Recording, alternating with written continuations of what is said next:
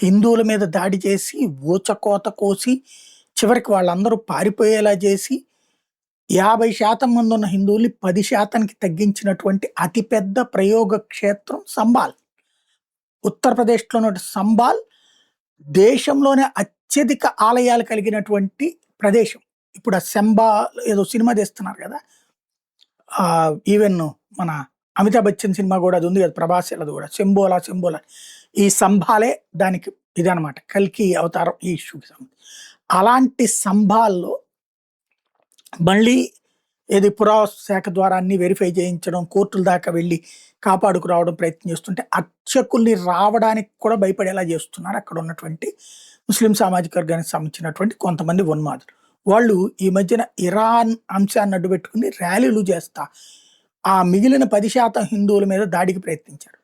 అడ్డుకున్నారు. ఆ తర్వాత ఎవరైతే కులదీప్ కుమార్ డీఎస్పీ సంబాల్ ఒక క్లియర్ కట్ స్టేట్మెంట్ ఇచ్చారు.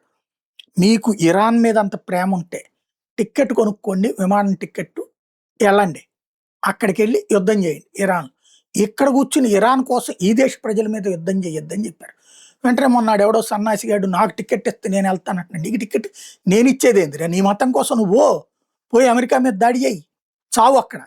నువ్వు చస్తే ఈ దేశానికి ఏం అవసరం?